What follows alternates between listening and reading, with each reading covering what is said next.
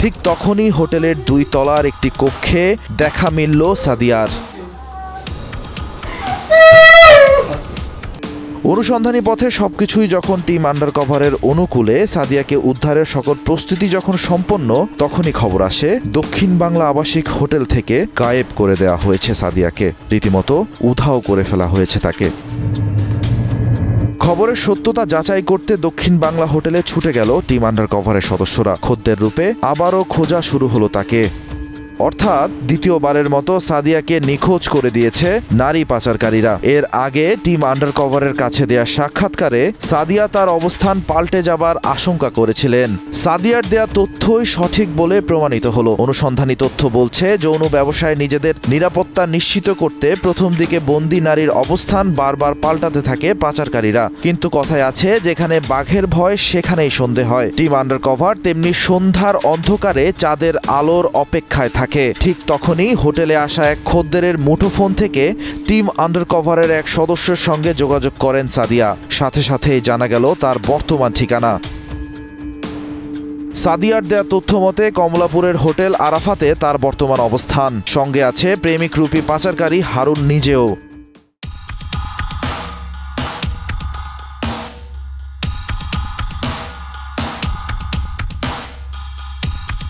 তাৎক্ষণিকভাবে সাদিয়াকে উদ্ধারে এগিয়ে এলো মতিঝিল পুলিশ বিভাগ। সাথে নির্দিষ্ট ঠিকানায় অবস্থান নিল টিম আন্ডারকভার।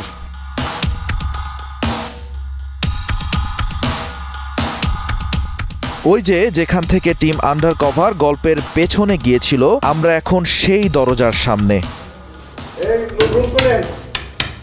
ঠিক কি আছে দরজার ওপারে সেটা জানার জন্য আপনারা সবাই প্রতীক্ষায়। ঠিক তখনই হোটেলের 2 তলার একটি কক্ষে দেখা মিলল সাদিয়ার। তার সঙ্গেই পাওয়া গেল প্রেমিক রূপী নারী পাচারকারী হারুনকেও।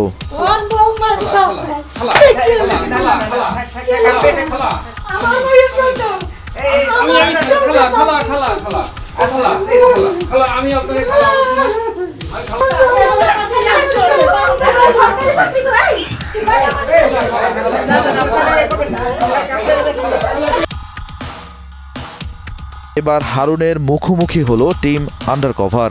ক্যামেরা দেখে নিজেকে নির্দোষ দাবি হারুনের। তার সাথে আমার শারীরিক সম্পর্ক হয়নি। আমার কাছে কিছু মেসেজের স্ক্রিনশট পর্যন্ত সে দেখাচ্ছে। না এগুলো কিছু নেই। কথায় আছে, চোরের মায়ের বড় গলা। হারুন উল্টো দাবি করে বসলেন যে তিনি নিজেই নাকি ব্ল্যাকমেইলের শিকার। আমাকে বলছে আমি এগুলো করবো, তোমার চাকরি খাবো, বিভিন্ন ধরনের ভয়ভীতি। কিসের ছবি বলেন তো ভাই? মাথাটা ঘুরতেছে, একটু বসতে পারি। যে তারা যে অভিযোগ করছে যে আপনি তাকে খারাপ কাজে বাধ্য করছেন, বিভিন্ন গোপন ছবি মানে ধারণ করে তাকে ব্ল্যাকমেইল করছেন, এ বিষয়ে একটু কথা বলেন।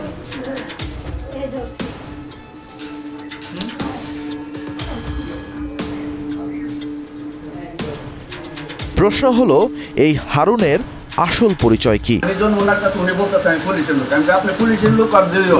আইডি কার্ড আমাদের নিয়ম আছে, আইডি কার্ড আপনি দেন, আমি এন্ট্রি করবো। তাহলে আপনি নেন না দেন কার্ড, তুমি গাড়িটাবাজি করতেছো কেন? হারুনের পুলিশ পরিচয় তাহলে মিথ্যা নয়। হারুনুর রশিদের পরিচয়, সে রেল পুলিশের কনস্টেবল। পুলিশ পরিচয়ে প্রভাব খাটিয়ে নারীদেরকে ফাঁদে ফেলাই ছিল তার দ্বিতীয় পেশা। কিন্তু প্রশ্ন থেকে যায়, হারুনের মতো নারী পাচারকারী তাহলে কিভাবে এই হোটেলের রুম ভাড়া পেল? ওই তো পুলিশের পুরা প্রভাব ফাটাইছে, ওখানে ওই কথা বলতেছে না। এ সময় তো ওরকম ভাবে কথা বলে নাই, ওই তো ডাইরেক্ট বলছে আমি এখানের এসআই। বিষয়গুলো গোপন না রেখে দ্রুত নিকটস্থ থানায় যোগাযোগ করার জন্য। এর বাইরে আমাদের সাইবার সাপোর্ট সেন্টার রয়েছে, সেখানেও কিন্তু তারা অভিযোগগুলো করতে পারেন। ইতিমধ্যে হারুনের বিরুদ্ধে মতিঝিল থানায় বিয়ের প্রলোভনে ধর্ষণ ও পর্নোগ্রাফিক আইনে মামলা করেছেন সাদিয়া।